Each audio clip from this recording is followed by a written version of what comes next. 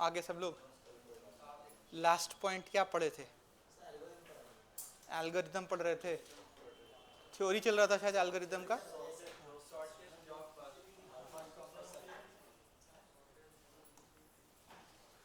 ठीक है,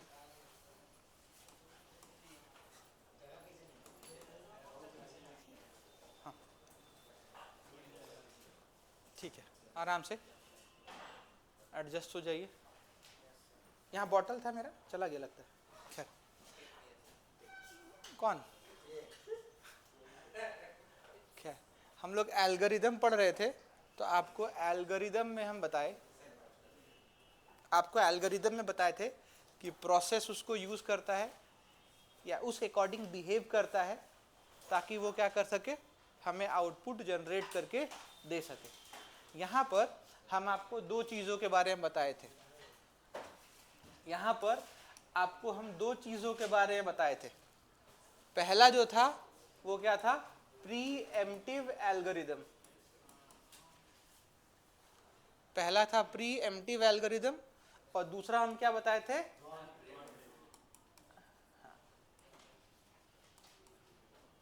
non pre-emptive algorithm. तो हम लोग यहाँ तक इस चीज़ को पढ़ चुके थे। अब उसमें जहाँ तक मुझे याद है, हम आपको पढ़ाए थे फर्स्ट कम फर्स्ट और shortest job first.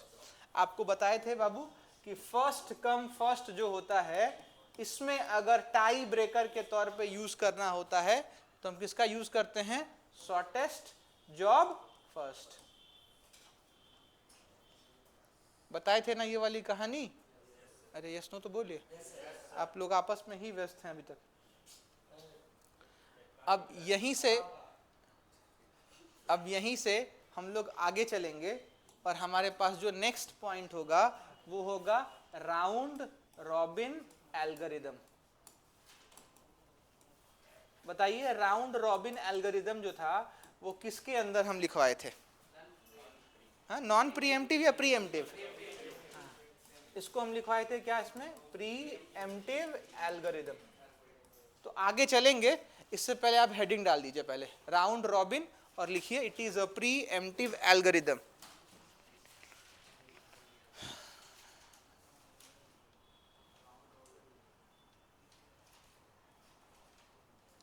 Round robin algorithm,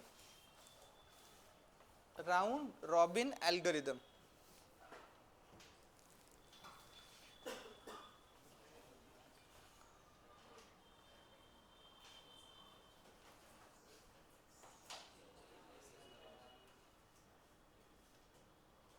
ठीक है, लिख लिए?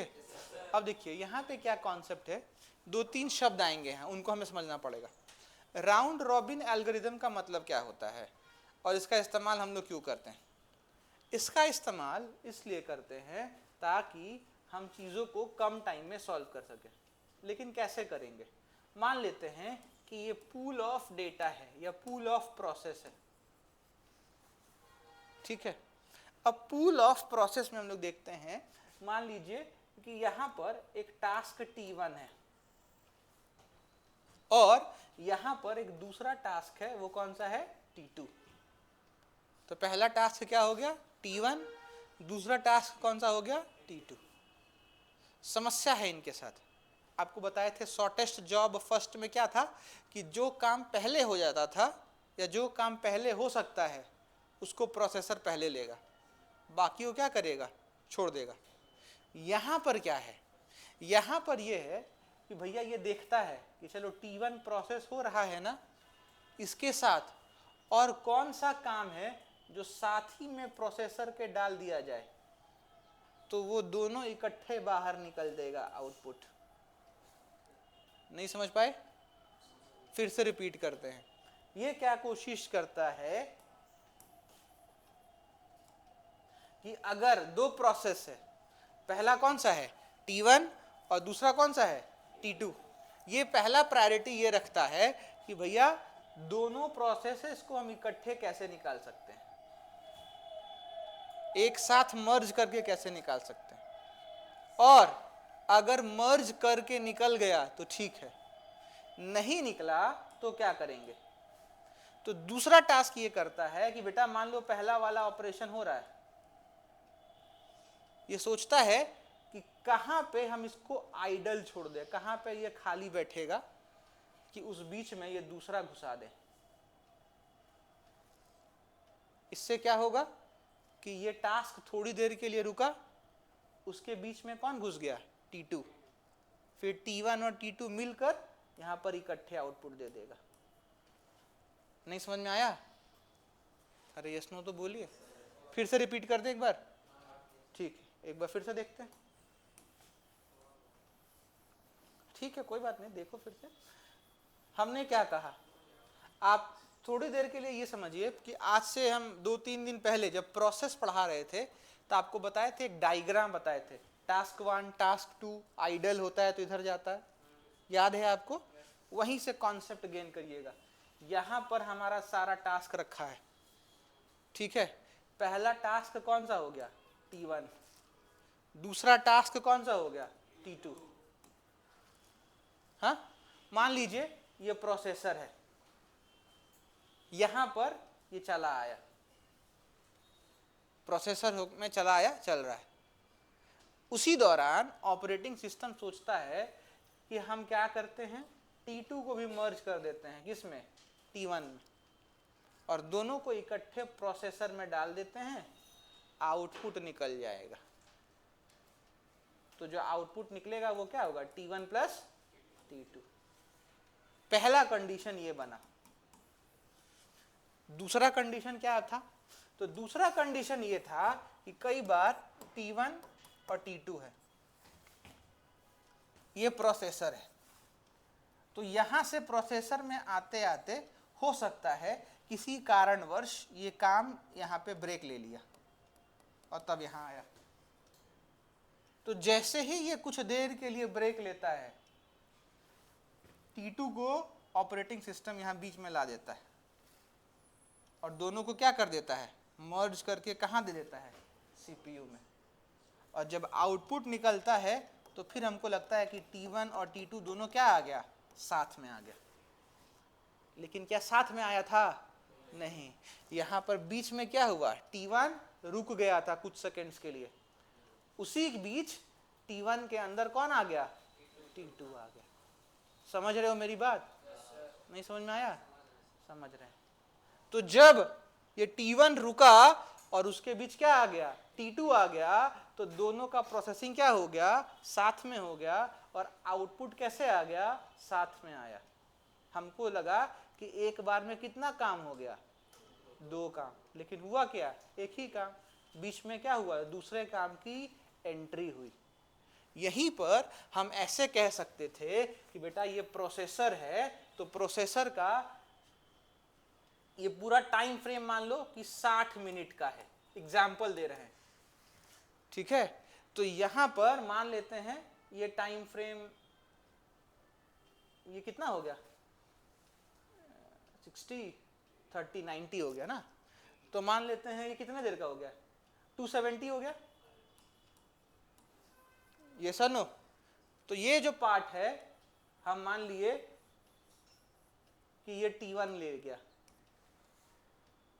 और ये पार्ट जो था वो किसको मिल गया, T2 को मिल गया।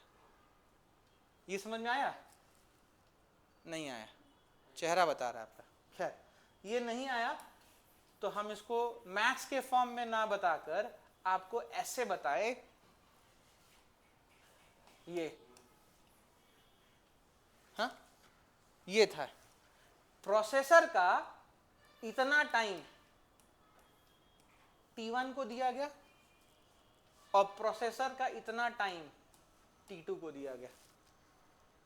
ये समझ में आया? इसमें कोई डाउट है? नहीं। यानी बेटा प्रोसेसर को, या कह सकते हो CPU को, टाइम के अकॉर्डिंग क्या कर दिया गया, बाइट कर दिया गया। इसी कॉन्सेप्ट को हम लोग कहते हैं क्वांटम। सुने होंगे आप लोग इसके बारे में। अब एक नया कॉन्सेप्ट भी आ गया है, क्वांटम कंप्यूटिंग। तो क्वांटम कंप्यूटिंग में भी यही पढ़ना होता है कि जो टास्क है, अगर एक साथ, जैसे हम यहां आपको बता दें ये प्रोसेसर है भैया, ये पूल ऑफ टास्क है, तो अगर हम यहाँ से यहाँ टास्क भेजे जा रहे हैं, भेजे जा रहे हैं, भेजे जा रहे हैं, भेजे जा रहे हैं, भेजे जा रहे हैं, तो एक टास्क कितने देर रहता है सीपीयू में, ये क्या करना पड़ेगा, मेजर करना पड़ेगा। जल्दी कैसे निकाल सकते हैं, कैसे सर्किट बनाएं, रजिस्टर का ग्रोथ कैसा हो, यही सब हमको पढ़ना है क्वांटम कंप्यूटिंग के अंदर। यानी क्वांटम कंप्यूटिंग तरह से कहो कि मैथमेटिक्स का पार्ट है। तो खैर आपको बहुत डीप हम इधर नहीं ले जाएंगे, वापस ले आते हैं यहाँ। तो आपको हम क्या बताएं कि भैया ये कौन सा कॉन्सेप्ट डेवलप हो गया यहाँ पे, क्वांटम का। क्वांटम का मतलब क्या हो गया, सीपीयू के टाइम को हर टास्क के लिए क्या कर दिए, डिवाइड कर दिए। हर टास्क के लिए क्या कर दिए, डिवाइड कर दिए। तो जब आप समय के अकॉर्डिंग सीपीयू को डिवाइड करते हैं तो उसको हम लोग क्या बोलते हैं, क्वांटम बोलते हैं। क्या बोलते हैं, क्वांटम। जब से सीपीयू का कॉन्सेप्ट आया है, आपको बताए थे, अगर याद होगा तो दूसरी क्लास में, हम लोग जो सीपीयू यूज करते हैं वो वॉन न्यूमैन आर्किटेक्चर पे है। बताए थे ये वाली कहानी, अरे यस नो तो बोलो। तो जब से सीपीयू काम कर रहा है तब से ये राउंड रॉबिन एल्गोरिदम काम कर रहा है। यानी सबसे ओल्डेस्ट, सबसे सिंपलेस्ट एल्गोरिदम कोई है तो वो है हमारे पास राउंड रॉबिन एल्गोरिदम। लेकिन ये हमको एक ऐसा कॉन्सेप्ट देकर गया है जिसको हम आज तक पढ़ते हैं, और वो कॉन्सेप्ट क्या है, क्वांटम का। क्वांटम का मतलब क्या हो गया, division of CPU for a specific time. समझ रही हैं आप, समझ रहे हैं? कहाँ चले गए थे आप इतने दिन तक? अच्छा ठीक है, तो ये 2 पॉइंट हमको कॉपी पे लिखना है। तो नेक्स्ट पॉइंट आप लिखिएगा कॉपी पे। It is the oldest, simplest and widely used. It is the oldest, simplest and widely used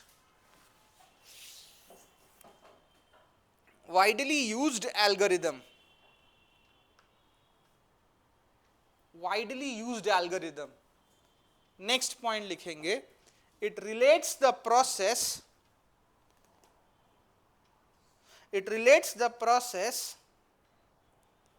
that has been waiting since long,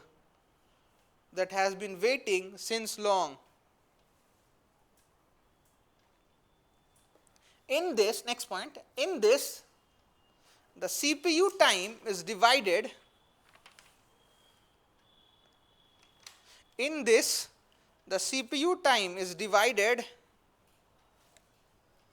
into time slices.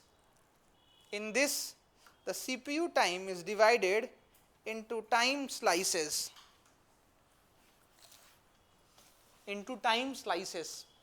Next point लिखोगे, each process is allocated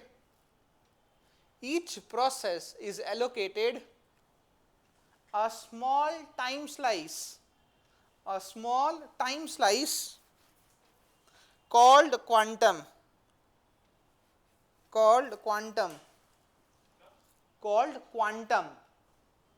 उसको हम लोग क्या बोलते हैं, quantum बोलते हैं, जो भी बता रहे थे हम यहाँ पे।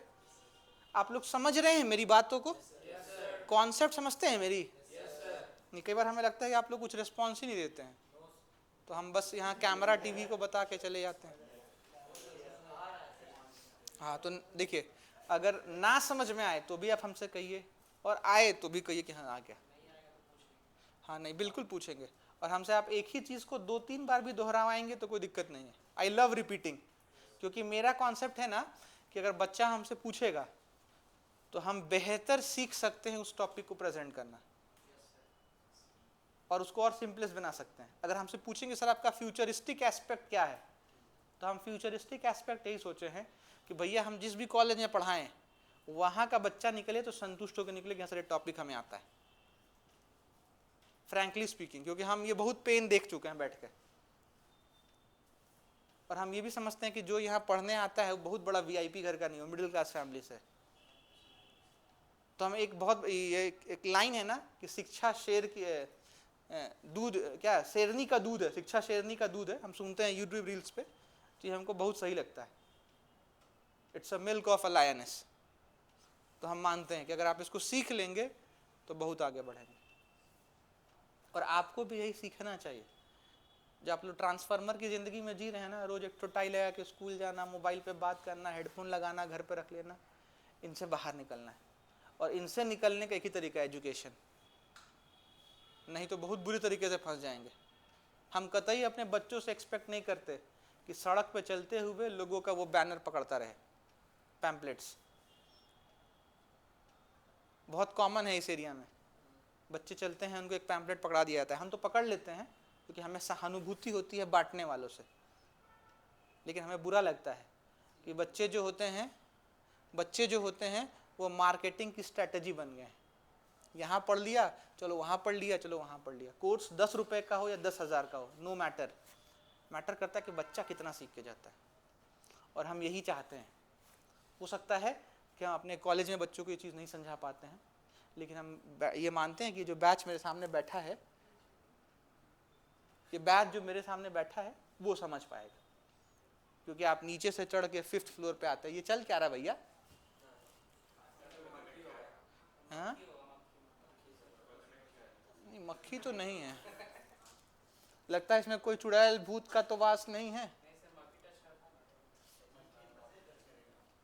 हाँ सही कह रहे हैं, मक्खी से होता है।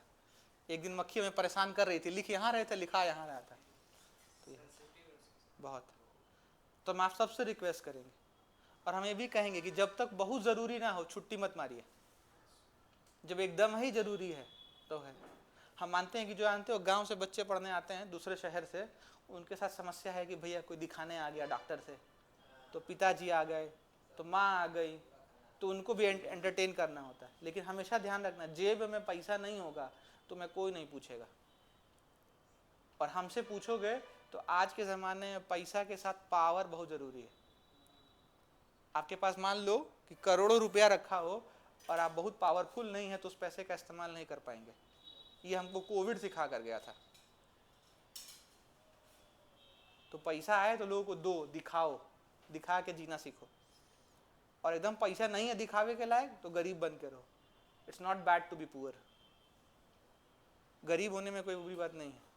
लेकिन हाँ, जब पैसा पावर दोनों आए तो दिखाइए, ताकि ज़रूरत पड़ने पे आपके माता पिताजी को एक अस्पताल में बेड मिल सके। सड़क पे जब जा रहे हो तो भले आपको कोई भाव ना दे, लेकिन आपके पिताजी को झुक कर प्रणाम करे। तो एक बेटा होने के नाते यही फ़र्ज बनता है, बिटिया होने के नाते भी यही फ़र्ज है। और सबसे बड़ा कष्ट तो हम लड़कियों के साथ मानते हैं। हमेशा कहते हैं कि माँ से बड़ा दानी नहीं और लड़कियों से बड़ा भिखारी नहीं। क्यों? क्योंकि जब ये जाती हैं तो भैया अगर ये नौकरी नहीं करेंगी, ये सेल्फ डिपेंडेंट रहेंगी, यानी इंडिपेंडेंट बनकर रहेंगी, तो इनको पैसे मांगने की आवश्यकता नहीं है, बहुत बढ़िया लैविश जीवन जीती हैं। नहीं तो माँ सब कुछ देने के बाद ही पिताजी से पैसे मांगती है, झुक के रहना पड़ता है। हाँ ये बात और है कि माँ गुस्सा है तो 2 दिन खाना नहीं बनेगा, पापा को कोई फर्क नहीं पड़ेगा, पिताजी कावेरी में खा लेंगे। ठीक है, तो लड़कियों को खासकर पढ़ना है, ये हम मानते हैं। बहुत स्ट्रगल है बेटा जीवन में। और वहाँ से यहाँ आते आते जीवन में मैं ही सीखे हैं कि कलम पकड़ना आ गया तो सब कुछ है। नहीं तो पिताजी विधायक हो चाहे अधिकारी, जीवन बड़े कष्टमय बीतेगा। और दिक्कत तो तब होती है जब पिताजी रिटायर हो जाए, पेंशन मिले तो बेहतर है, उनका और माता जी का खर्चा निकलेगा। अब पेंशन ना मिले तो तुम भी गए, वो भी गए, जय सिया राम चल रहा है। पिताजी खोज रहे हैं कोई मुनि कुटी रख ले हमको कहीं, तो कहीं आईआईटी वाले बाबा आ गए तो बोलेंगे अपने घर में रहिए। तो ये समस्या है। तो पढ़िए, बहुत ज़रूरी। एंड आई रिपीट, जो गलती कॉलेज में करते हैं यहाँ बिल्कुल मत करिए। Don't be a part of N advertisement, frankly speaking. You people have talent, आइए पढ़िए, बहुत आगे बढ़िए। नहीं तो बस यही होगा, यहाँ से वहाँ, वहाँ से वहाँ पढ़ रहे हैं, कुछ नहीं हो रहा। लेकिन निकल सकता है, ये हम मानते हैं। कंप्यूटर में आने वाले 10 साल में बहुत स्कोप है। कुछ नहीं स्कोप होगा मेरे तरीके से, कहीं प्रोफेसर बन जाइए, असिस्टेंट प्रोफेसर लग जाइए, मास्टर बन जाइए, महीने का 50-60 हज़ार रुपया तो घर ले आएंगे। टीचर बन के भी +2 पढ़ाओगे तो 50-60 हज़ार लेकर आओगे। लेकिन सब्जेक्ट कमांड चाहिए, बेसिक टू एडवांस, और ये आपको सीखना है। नहीं तो यहाँ पे बैठ के लॉज में रहना और खाना बना के खाना, it's all time pass.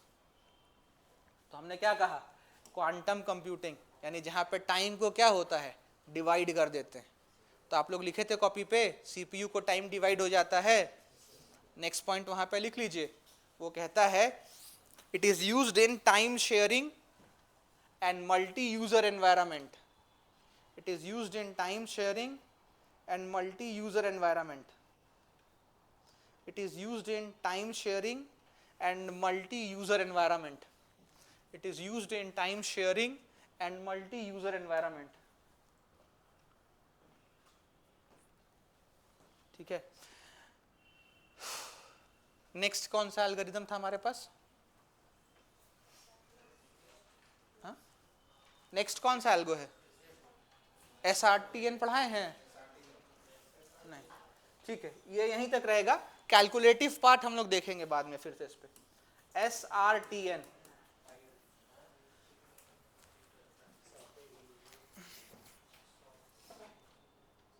SRTN का फुल फॉर्म बताइए। Shortest remaining time next. Shortest remaining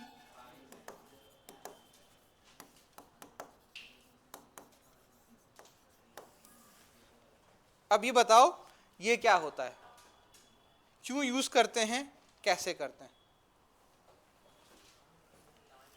देखो ये बताओ, ये प्रीएम्प्टिव है कि नॉन प्रीएम्प्टिव है? प्रीएम्प्टिव है। तो पहला पॉइंट लिख लीजिए, it is the pre-emptive version of, it is the pre-emptive version of, ये वर्जन है किसका? तो shortest job first. Shortest job first का ये एडवांस्ड वर्जन है।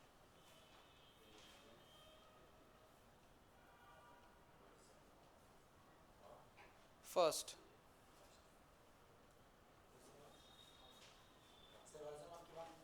Shortest job first.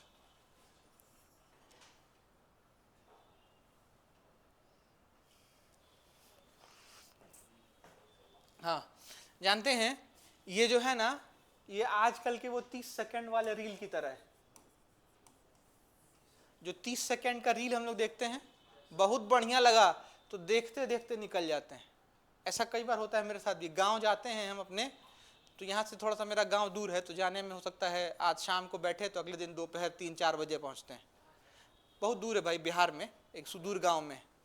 तो ऐसा होता क्या है कि कभी हम बैठे यहाँ से और एक रील देखते गए ना, तो देखते देखते ऊपर वाली सीट पे रील कब वहाँ खत्म हो गया, स्टेशन पे हम उतर गए पता नहीं चलता। यानी हम लोग क्या हो जाते हैं, डिसॉल्व हो जाते हैं। एक दूसरा इंसान भी होता है, वो क्या करता है कि भैया 10 मिनट रील देखा, फिर तुरंत क्या किया, बगल वाले से बात किया, और उसको लगता है कि बगल वाला बहुत बोरिंग है, तो उसको छोड़कर वापस वो पेपर पढ़ रहा होगा या सो रहा होगा। यानी कहा जाए तो वो इंसान किसी एक प्रोसेस पर केंद्रित नहीं होता। वो बेस्ट एग्जाम्पल है शॉर्टेस्ट रिमेनिंग टाइम नेक्स्ट का। ये काम आप भी करते हैं एग्जाम्स देने जाते हैं तो। मान लीजिए आपके क्वेश्चन पेपर में क्वेश्चन नंबर 1 से लेकर 5 तक है। अच्छा, आप लोग कंप्यूटर का पेपर कैसे लिखना पसंद करते हैं? ऐसे नाप कर लिखते हैं कि कॉन्सेप्ट वाइज लिखते हैं? पॉइंट वाइज लिखते हैं। हाँ, वैसे तरीका यही है कि आपको पॉइंट वाइज लिखना चाहिए। नहीं, ये हम गलत मानते हैं। वैसे हम तो नहीं कह सकते उस यूनिवर्सिटी के बारे में, लेकिन तरीका यही होता है कि आप पॉइंट वाइज लिखिए, मार्क्स हमेशा ज़्यादा मिलता है। सीएस में भी, किसी पेपर में हो, सीएस के किसी पेपर में। अब यहाँ पर मान लीजिए आपको लगता है कि क्वेश्चन नंबर 1 जो है ये बहुत टाइम टेकिंग है, क्वेश्चन नंबर 1 बहुत टाइम टेकिंग है, और क्वेश्चन नंबर 4 जो है वो लेस टाइम टेकिंग है।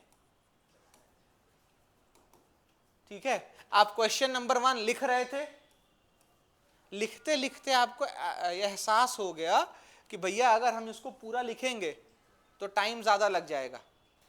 तो आप क्या करते हैं, उसको ड्रॉप कर देते हैं और तुरंत कहाँ पे आ जाते हो, लेस टाइम वाले पे, उसको लिखना चालू कर देते हो। क्यों? क्योंकि आपको पूरा का पूरा पेपर जो है एक फिक्स्ड डेडलाइन के अंदर खत्म करना है। यस और नो? अब इसी चीज को आप कंप्यूटर की भाषा में समझिए। ये जो हमारे पास है ये पहला प्रोसेस है P1, ये बहुत टाइम टेकिंग है। ये सीपीयू में लगा है, काम हो रहा है, लेकिन ऑपरेटिंग सिस्टम को लगता है कि अच्छा ठीक है, मेरा यूजर जो है वो हमको एक नेक्स्ट कमांड दिया है, नेक्स्ट इंस्ट्रक्शन दिया है, वो इंस्ट्रक्शन मान लो कहीं 2 में है, इंस्ट्रक्शन मान लो कहीं 2 में है, और उसको लगता है कि भैया, ऑपरेटिंग सिस्टम को लगता है कि भैया हम ये वाला काम जल्दी खत्म कर सकते हैं, तो क्या करेगा, तुरंत इसको उठाएगा और कहाँ लगा देगा, प्रोसेसर में, यानी सीपीयू को दे देगा, किसके लिए, प्रोसेसिंग करने के लिए। इसको कहाँ डाल देगा, तो इसको डाल देगा होल्ड पे, कहाँ पे, रजिस्टर में।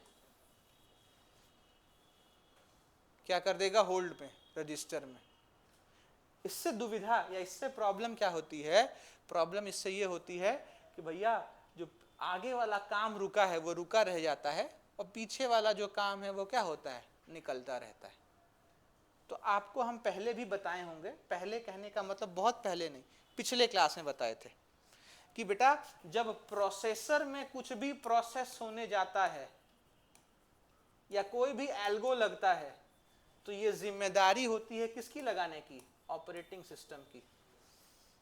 और ऑपरेटिंग सिस्टम जब लगाता है तो किसके कंसर्न से लगाता है, ऐप के कंसर्न से, यानी जिस एप्लीकेशन को आप यूज करते हैं उससे पूछता है कि भैया तुम्हारा काम रोक दें, दूसरा वाला काम लगा दें, तो एप्लीकेशन बोलता है कि हाँ ठीक है मेरा काम रोक दो, दूसरा वाला का काम जाने दो। तो यह आपको कैसे बताया जाएगा कि आपके ऐप का काम रुक गया है, तो आपके सामने एक स्क्रीन खुल जाता है जो या तो एकदम वाइट हो जाएगा या तो आपके सामने ऐसे गोल गोल गोल गोल गोल गोल घूमता रहेगा, और आपको लगता है क्या कि मेरा ये ऐप क्या हो गया है, हैंग कर गया है। नहीं समझ में आ रहा है, अरे यस नो तो बोलो, आ रहा है, कोई डाउट है कि फिर से बताएं, नहीं, तो आपको क्या लगता है ये हैंग कर गया है। तो हैंग नहीं करता, दो तरीका होता है, या तो पूरा का पूरा स्क्रीन क्या हो जाता है, वाइट, आप कहीं पे भी क्लिक करोगे कुछ होने वाला नहीं है, या तो वो गोल गोल घूम रहा होता है। तो वो हमारी गलती नहीं है, वो गलती किसकी है, ऑपरेटिंग सिस्टम की भी नहीं है, ना डिवाइस की है, गलती किसकी है, इस ऐप की है कि वो हमारे काम को रोककर दूसरे ऐप को परमिशन देने दे रहा है। इसके लिए हम लोग क्या करते हैं, तो इसके लिए हम लोग कुछ नहीं करते हैं, जो कंपनी होती है वो टाइम टू टाइम अपने ऐप का वर्जन अपडेट करती है। इसीलिए टाइम टू टाइम क्या होता है, नया वर्जन आते रहता है। आपको नहीं समझ में आएगा तो आप एक काम करिएगा या गौर करिएगा, एंड्रॉयड आप लोग यूज करते हैं ना, तो एंड्रॉयड में आपके पास व्हाट्सएप होगा, कभी कभी आपको दिखेगा कि भैया सब कुछ नेट टू ठीक चल रहा है, मूवी ठीक प्ले हो रहा है, लेकिन हम व्हाट्सएप पे मैसेज भेज रहे हैं तो मेरा मैसेज नहीं जा रहा है। कभी गौर किए हैं, हाँ, क्यों होता है, क्योंकि यही एल्गो फंस जाता है वहाँ। यानी आपका एंड्रॉयड वर्जन जो है या एंड्रॉयड ऑपरेटिंग सिस्टम जो है वो आपके व्हाट्सएप को किस में डाल देता है, लास्ट में डाल देगा, लास्ट में कहीं डाल देगा, और जो उससे कम टाइम वाला काम है उसको क्या करेगा, जल्दी जल्दी करता रहेगा। तो इस चीज़ को व्हाट्सएप सही करती है, कैसे, तुरंत अपडेट लाती है। तो कभी आपके साथ भी ऐसा होता होगा, तो आप लोग क्या करते होंगे, तुरंत प्ले स्टोर खोल के देखते होंगे कहीं अपडेट तो नहीं आया इसका, और आप लोग क्या करते देते हैं, उसको अपडेट कर देते हैं। अपडेट करते हैं तो काम क्या हो गया, चालू हो गया। ये किसकी वजह से होता है, तो शॉर्टेस्ट रिमेनिंग टाइम नेक्स्ट की वजह से होता है। ये प्रॉब्लम कहाँ पाया जाता है, तो बेटा ये प्रॉब्लम उन सॉफ्टवेयर्स के साथ या उन एप्स के साथ पाया जाता है जो ऑब्सोलेट हो गए हैं, जो पुराने हो गए हैं, जिनका अपडेट नहीं आया है। इसीलिए इस प्रॉब्लम से बचने का एक ही तरीका है, क्या, कि टाइम टू टाइम अपडेट आते रहना चाहिए। क्लियर है, समझ रहे हो मेरी बात, तो इसको कॉपी पे लिख लो। नेक्स्ट पॉइंट लिखोगे, the ready list of the processor tries to find out if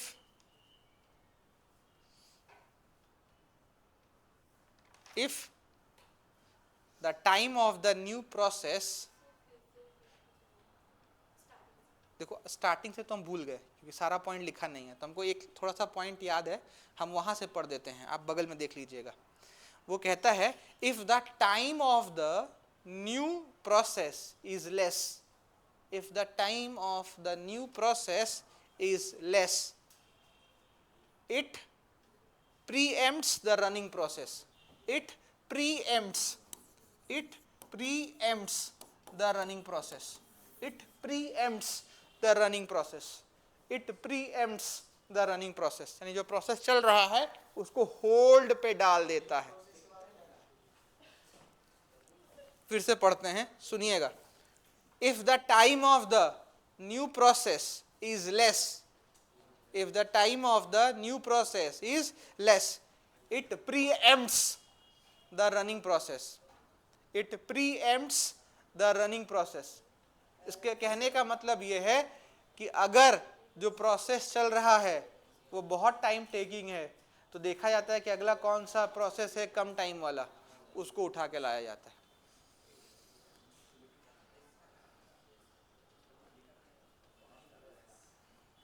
लिख लिए? अरे यस नो तो बोलिए। उसके बाद कौन सा एल्गो था?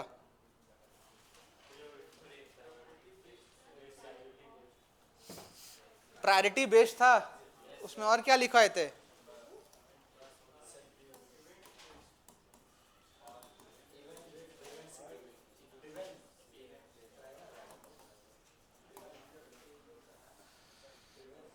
अच्छा, ये एक भाई साहब थे यहाँ पे, वॉशरूम गए थे 2 दिन पहले, वो आए कि नहीं आए? नहीं वो नहीं आए। अच्छा, उधर बैठे हैं वो। खैर हम जानना चाहते हैं कहीं गुमशुदा की तलाश में तो हम लोग नहीं हैं, मतलब वो हैं। ठीक, कहाँ के? कौन सा पार्टी भैया? अच्छा, खैर कोई बात नहीं। देखो ऐसा मजाक नहीं करना चाहिए, पता चला मोदी जी आ गए, हम ही लोग से पूछ रहे हैं तो गड़बड़ हो जाएगा। अब देखो, अब हमारे पास एक नेक्स्ट है टॉपिक एल्गोरिदम। वो क्या है? Priority based algorithm. जैसे देखो, ये हमें याद इसलिए आया, जैसे मान लो किसी को पढ़ते पढ़ते वॉशरूम लग जाए, तो क्या करेगा? सब काम छोड़ के पहले वॉशरूम जाएगा। या मान लो कोई अर्जेंट कॉल आ गया तो सब काम छोड़ के कहाँ जाएगा? कॉल अटेंड करना। यानी जो टास्क हाई प्रायोरिटी का है उसको इंश्योर करता है कौन? Priority based algorithm. यस और नो? ये आपके कॉलेज में भी होता होगा, आपके प्रोफेसर साहब आपको दे दिए कि भैया बनाओ प्रोजेक्ट, वो प्रोफेसर साहब रोज सुबह आएंगे, चिल्लाएंगे do you have your projects, तो आधा लोग बाहर में जाए, कोई फर्क नहीं, वो चले जाएंगे। एक टाइम के बाद ऐसा आएगा जब वाइबा देने जाएंगे तब याद आएगा, अरे यार तो प्रोजेक्ट बनेबे नहीं किए। तो लोग में चाचा, ताऊ, मामा, फूफा सबको फोन करेंगे, थोड़ा प्रोफेसर को फोन कर दीजिए ना, 5 नंबर इंटरनल दे देंगे हमको। अब खड़ूस होंगे तो नहीं देंगे, अब होंगे कि ले दे के काम कर दो, मान जाएंगे तो ले लेंगे, दे देंगे नंबर पे। तो जिस तरीके से आप जीवन में अपने अनुसार काम करते हैं, आप अगर सोचिए यही काम कंप्यूटर करने लगे तो कैसा लगेगा? बुरा लगेगा। आप कंप्यूटर को कमांड दें आपका काम करे ही नहीं, और आपके पापा का काम पहले कर दे, आपके पापा का काम नहीं करे, दादाजी का काम पहले कर दे, तो कैसा लगेगा? बुरा लगेगा। हाँ, तोड़ देंगे। देखिए भाई साहब कह रहे कंप्यूटर तोड़ देंगे। यही होता है प्रायोरिटी बेस्ड एल्गोरिदम्स में। वैसे इसका अब यूज नहीं होता है, लेकिन ये एल्गो का पार्ट है तो हमें जानना है। इसमें क्या होता है, तो आपको हम बताए थे कि हमारा कोई भी टास्क होता है या कोई भी प्रोसेस होता है, वो कौन से फॉर्म में लगा होता है? क्यू के फॉर्म में लगा होता है। यानी पहला, दूसरा, तीसरा, चौथा, पांचवा, छठा, सातवां और आठवां। अब समस्या क्या होती है यहाँ? तो यहाँ समस्या ये होती है कि जो आपका ऑपरेटिंग सिस्टम है वो चेक करता है कि इनमें से इन सबको जाना आखिर कहाँ पे है, तो भैया प्रोसेसर के अंदर। तो कौन सा टास्क जो है वो हाई प्रायोरिटी बेस्ड है, कौन सा टास्क जो है वो हाई प्रायोरिटी बेस्ड है, अब आप सबके मन में एक प्रश्न हो सकता है कि सर हाई प्रायोरिटी जो होता है वो चेक कैसे करते हैं, या जो लेवल ऑफ प्रायोरिटी है वो चेक कैसे करते हैं। तो लेवल ऑफ प्रायोरिटी चेक करने के लिए हम लोग तीन चीजों का यूज करते हैं। हम यहां बोले तो ऑपरेटिंग सिस्टम प्रायोरिटी चेक करने के लिए तीन चीजों का यूज करता है। पहला जो वो यूज करता है वो चेक करता है कि उस प्रोसेस का क्या कैरेक्टरिस्टिक्स है, यानी उस प्रोसेस से अगर होगा तो कौन सा इनपुट आउटपुट डिवाइस की आवश्यकता पड़ेगी, वो इनपुट आउटपुट डिवाइस मेरे पास है या नहीं है। दूसरा वो चेक करता है कि भैया अगर इस प्रोसेस को हम रन कर रहे हैं तो क्या ये प्रोसेस जो है वो किसी दूसरे प्रोसेस पे आधारित तो नहीं है। और तीसरा जो ये चेक करता है वो ये चेक करता है कि इस प्रोसेस को अगर हम प्रोसेसर में डालें तो इसका रन टाइम कितना होगा, यानी कितने देर में ये आउटपुट हमें दे देगा। इन तीनों फैक्टर्स का ध्यान रखते हुए एक प्रोसेस की प्रायोरिटी डिसाइड होती है। आई रिपीट अगेन, प्रोसेस की प्रायोरिटी कैसे डिसाइड होती है, कैसे काम करता है। तो मैंने क्या कहा, प्रायोरिटी बेस्ड एल्गोरिदम में डेटा मान लिया किसमें लगा है, क्यू में। तो इसमें देखा जाता है तीन फैक्टर्स का यूज करके। पहला फैक्टर क्या हो गया, प्रोसेस का कैरेक्टरिस्टिक्स। दूसरा क्या हो गया, रिक्वायर्ड रिसोर्सेज। और रन टाइम, कितने देर में प्रोसेसर खाली हो जाएगा।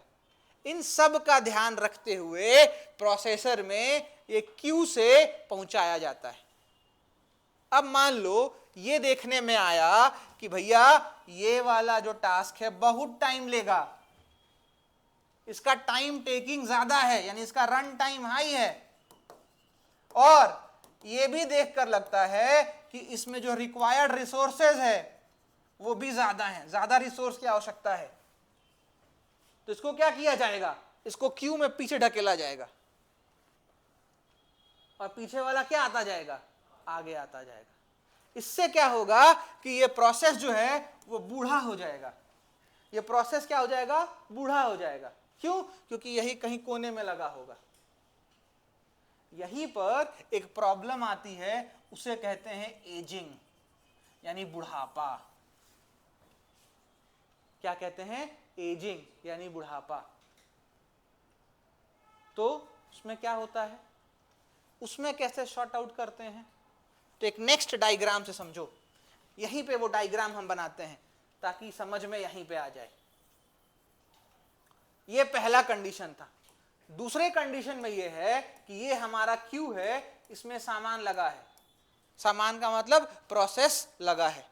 ये क्या हो गया, पहला, दूसरा, तीसरा, चौथा, पांचवा और छठा।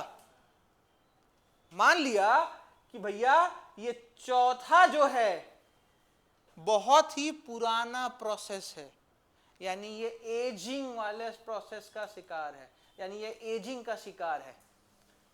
तो जो भैया एजिंग आ जाता है, सबसे पुराना प्रोसेस होता है, वहां पर ये तीनों क्राइटेरिया काम नहीं आएगा। ये तीनों क्राइटेरिया काम नहीं आएगा, इसको रोक दिया जाएगा और देखा जाएगा कि कौन सा प्रोसेस जो है वो बहुत पुराना है। पुराने वाले प्रोसेस को क्या करेंगे, उठाएंगे और कहाँ लगा देंगे, प्रोसेसर के अंदर। तो एक क्वेश्चन एग्जाम में सिंपल सा बन सकता है, what can be the feature to override run time, resource and characteristics. इन तीनों को ओवरराइड करने के लिए कौन सा प्रायोरिटी जरूरी हो सकता है। तो आप क्या बोलेंगे, एजिंग प्रायोरिटी। क्या बोलोगे, एजिंग प्रायोरिटी। एजिंग प्रायोरिटी किसमें पाया जाता है, तो प्रायोरिटी बेस्ड शेड्यूलिंग के अंदर। क्यों पाया जाता है, तो इसलिए होता है कि भैया जो सबसे पुराना हो गया उसको क्या किया, लास्ट से उठाया, बीच से उठाया और आगे लगा दिया। नहीं समझ में आ रहा है, अरे यस नो तो बोलो। डाउट है कोई, तो आप हमें बताइए। अगर डाउट नहीं है तो भैया ये मान लो प्रोसेसर है हमारा, सॉरी प्रोसेस है, प्रोसेसर में डालना है 1 2 3 4, ठीक है। सबसे कम रन टाइम इसका है, सबसे कम रिसोर्स रिक्वायर्ड इसका है, लेकिन सबसे पुराना प्रोसेस ये है। तो प्रायोरिटी किसको मिलेगी, किसको मिलेगी, क्यों मिलेगी, उसको क्या नाम दिया गया है, एजिंग प्रायोरिटी। समझ रहे हो मेरी बात, प्रायोरिटी चेक करने के लिए कितने फीचर्स को देखा जाता है? 3। कौन सा है? आता होगा, नहीं तो लिखवाएंगे। इन तीनों फीचर को कौन ओवरराइड कर सकता है? एजिंग।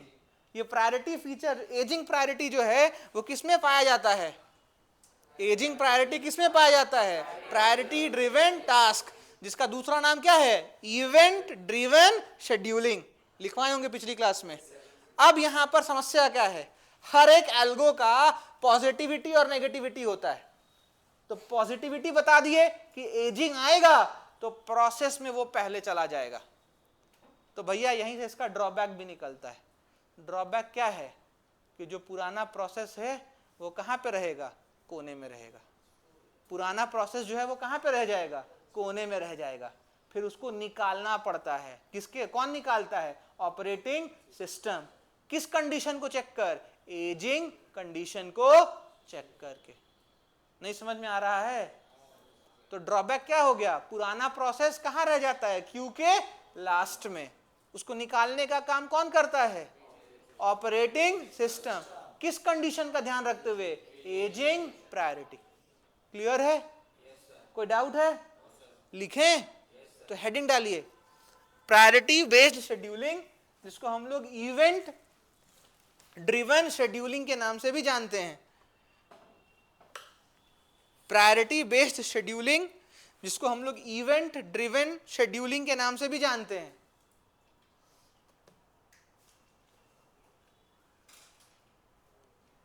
लिख लिए? पहला पॉइंट लिखिएगा, the highest priority process, the highest priority process is picked up, the highest priority process is picked up for execution, is picked up for the execution from the ready queue, from the ready queue, from the ready queue, यानी जो Q ready है उसमें से, from the ready queue. पहला,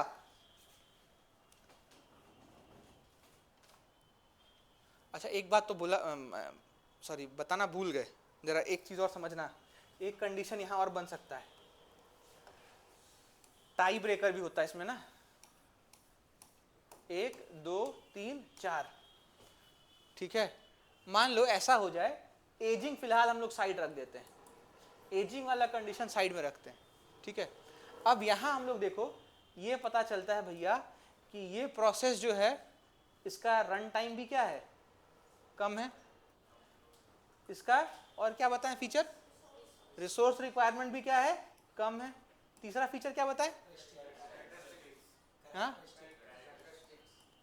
वो भी positive है मान लो, ठीक है, यानी वो भी कम चाहिए। रिसोर्स कैरेक्टरिस्टिक्स वो भी क्या है? कम है। तो भैया इसका भी यही सेम फीचर है, और चौथा वाला जो है उसका भी यही सेम फीचर है। हो सकता है ना? तो फिर यहां पे क्या आ गया? टाई हो गया। टाई हो गया ना। हम लोग क्या पढ़े थे? प्रायोरिटी वाला। तो भैया पहला प्रायोरिटी मान लो इसका मिल गया, दूसरा इसको मिल गया, तो ये भी तीसरे नंबर पे आ सकता है और ये भी तीसरे नंबर पे आ सकता है, क्योंकि दोनों का क्राइटेरिया क्या हो गया? सेम। उस केस में क्या होता है? ये एल्गोरिदम ड्रॉप कर देता है अपने आप को, और वहां पे फिर से एक नया एल्गोरिदम काम करता है, या कहो पुराना वाला एल्गोरिदम काम करता है, उसको बोलते हैं फर्स्ट कम फर्स्ट सर्व। तो आपसे एग्जाम में पूछ देगा कि what can be the tie breaker for priority based scheduling, तो वहां पे क्या बोलोगे? First come first serve. और बेसिकली हम लोग के ओएस में यही होता है, फर्स्ट कम फर्स्ट सर्व। अभी तक आप समझ गए होंगे कि हर जगह पे क्या लग सकता है? टाई। लेकिन एक ही जगह है जहां टाई नहीं लग सकता, वो क्या है? फर्स्ट कम फर्स्ट सर्व, और वही सब जगह चलता है। नहीं समझ में आ रहा है? तो लिखना है नेक्स्ट पॉइंट, लिखोगे equal priority processes, equal priority processes are scheduled, equal priority processes are scheduled under first come first schedule, under first come first schedule, FC FS,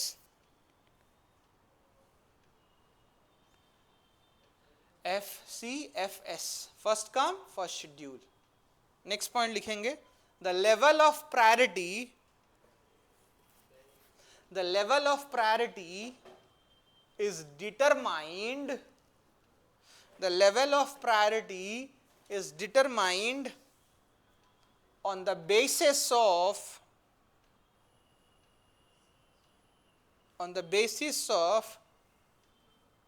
पहला point on the basis of, 3 point है तो पहला point resource requirement, resource requirement,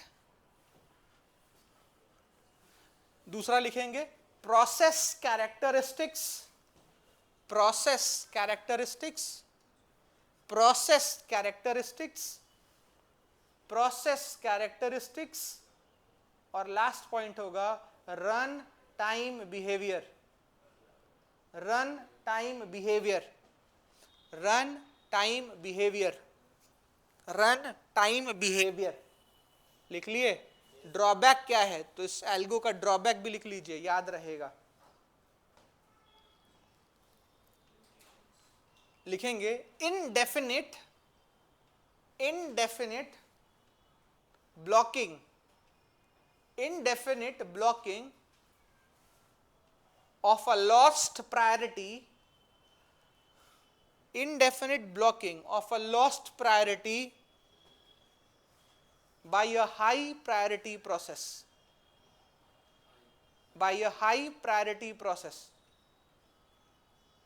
यानी जो खो गया, भूल गया, बूढ़ा हो गया, वो खो गया, आगे वाला जो आया आता गया। नहीं भाई, कुंभ में तो इस बार ऐसा नहीं है। वो एक जमाना होता था कि बिछड़ गए कुंभ में, मिले शमशान में, लेकिन अब वैसा नहीं है। वहां योगी जी एकदम ठीक टाइट कर दिए हैं, खो गया तो अपना आदमी लेकर जाइए, ऐसा है वहां पे, खो गया तो लेकर जाइए, ऐसा नहीं है कि हम आपके घर पहुंचाएंगे। I was very glad to see technology का क्या यूज हुआ, हम आपको बताना चाहेंगे। नेपाल से 2 लोग आए कुंभ स्नान करने, तो एक आदमी क्या हुआ कि कुंभ में खो गया। I came to know from the news channels, ठीक है, तो हमको पता ऑथेंटिक ही होगा, होगा माइट बी, तो डिस्क्लेमर चला दीजिएगा नीचे ये कहानी बताने से पहले कहीं। तो हम वहां पे ये सुने कि भैया वो नेपाल से आए नहाने लोग, तो भैया 2 लड़के और पिताजी थे उनके, तो पिताजी खो गए, लड़का उनको ढूंढा, वो मिल नहीं पाए, बेचारा वो कुंभ में ढूंढ ही रहा था। तो क्या हुआ कि पिताजी जो है वो गुमशुदा वाले सेंटर पे चले गए, और सेंटर पे जाकर अपने बारे में बताए, तो ना उनके पास कोई पहचान पत्र था, ना पहुंचाने का तरीका, वो बता नहीं पा रहे थे डिटेल। तो वो बताएं कि भैया हम फलाने शहर से हैं, और मेरे गांव में, मेरे शहर में ये दुकान है, ऐसा कोई दुकान है। तो क्या किया गया, उस शहर के दुकान को गूगल पे ढूंढा गया, और गलती से वो साइकिल स्टोर मिला, उस दुकान का फोन नंबर मिला, उस पर फोन करके बताया गया कि आप इस फलाने आदमी को जानते हैं। तो साइकिल में बताया कि हाँ हम जानते हैं, हमारे दोस्त के पिताजी हैं। वो फिर फोन किया अपने दोस्त को कि देखो भैया तुम्हारे पिताजी उस सेंटर पे हैं, जाओ लेकर आओ। 5 दिन बाद बाप बेटे यूनाइट होकर वापस नेपाल चले गए।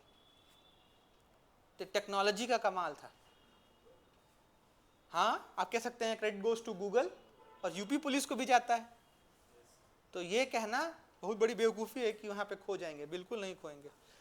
अभी हम एक चीज़ देख सकते हैं कि टेक्नोलॉजी अपने टिप पे काम कर रही है। आप सोचिएगा, आप सबके लिए एक एक्सपेरिमेंट का वस्तु हो सकता है ये, कि भैया इतनी भीड़ आई है, जनसंख्या, वहाँ के पॉपुलेशन को कैसे काउंट कर रहे हैं लोग। आपको पता होगा कुंभ जो है एक अलग जिला बन गया है, टेम्पोररी डिस्ट्रिक्ट ऑफ यूपी है वो कुंभ। अब वहाँ पे इतने सारे लोग आ रहे हैं, काउंटिंग कैसे हो रही है, हेड काउंटिंग कैसे हो रही है उनकी। तो टेक्नोलॉजी का बहुत बेस्ट है। नेटवर्किंग जो बच्चा पढ़ रहा होगा वो इसको ढूंढे। इसी कॉन्सेप्ट का यूज किया गया था कब, आपको याद होगा, इंडिया अटैक की थी कुछ दिनों पहले, म्यांमार में कुछ टेररिस्ट छिपे थे उन पर। तो उनको नहीं पता था कि कितने टेररिस्ट यहाँ छिपे पड़े हैं, लेकिन उसी नेटवर्किंग के कॉन्सेप्ट का यूज करके उनको पकड़ा गया और काउंट किया गया कि ठीक है 14 हैं या 10 हैं, तो 14 के 14 एलिमिनेट हो गए हैं, जल्दी इवैक्यूएट करो ये एरिया, निकलो यहाँ से। वो टेक्नोलॉजी थी। इसके अलावा आपको एक बहुत बेहतरीन टेक्नोलॉजी बताएंगे जो यूक्रेन यूज कर रहा था, और उसका देन कोई और नहीं, आप एक्स सुने होंगे, एक्स ट्विटर जानते हैं ना, उसके मालिक कौन है, उन्हीं का देन है, स्पेस एक्स। और इसी स्पेस एक्स का एक दौर है स्टारलिंक सैटेलाइट, सुने हैं आप लोग इसके बारे में? कितने लोग जानते हैं स्टारलिंक के बारे में? बहुत इंडिया में हाय तौबा मचा था, अभी कहा जा रहा था कि सैटेलाइट का यूज मेघालय में किया जा रहा है, कहा जा रहा था, I don't have any information frankly speaking. तो हम आप सबसे कहेंगे, आप टेक्नोलॉजी के स्टूडेंट हैं तो बेहतर है कि आप हमसे कॉन्सेप्ट सीख रहे हैं, आपको हम बता रहे हैं, लेकिन इससे ज़रूरी है कि इन चीज़ों को भी जानिए, बताने सीखने और बोलने में मज़ा आएगा। अपडेट करिए अपने आप को। खैर, क्या लिखवाया था मैं आपको वहाँ पे, indefinite blocking of a lost priority वाला स्टेटमेंट हो गया था बाय अ हाई प्रायोरिटी। उसी में नेक्स्ट पॉइंट लिख लीजिए, to overcome indefinite blocking, to overcome indefinite blocking, to overcome indefinite blocking we use aging priority. देखिए एजिंग लिखा है, AGING, we use aging priority, we use aging priority, we use aging priority. 2 minute आपका time लेंगे, एजी priority भी लिख लीजिए, ये चैप्टर खत्म कर देंगे और अगली क्लास में स्टार्ट करेंगे इंटर कम्युनिकेशन ऑफ प्रोसेसेस। इसका जो मैथमेटिकल पार्ट है वो बताएंगे थोड़ा सा लेट से आगे चैप्टर्स में, तो अगली क्लास में हम लोग पढ़ेंगे इसमें इंटर कम्युनिकेशन ऑफ प्रोसेसेस, वो एक नेक्स्ट चैप्टर होगा ओएस का ही। तो आप इसमें लिखेंगे एजिंग में, it is the technique, it is the technique, ageing process का, सॉरी एजिंग प्रायोरिटी का डेफिनेशन लिख रहे हैं हम लोग, एजिंग प्रायोरिटी का डेफिनेशन लिख रहे हैं, it is the technique where the priority of the process, where the priority of the process is slowly increased, where the priority of the process is slowly increased। कैसे increase करते हैं, तो next point लिखेंगे, the priority of the process is increased, the priority of the process is increased keeping in view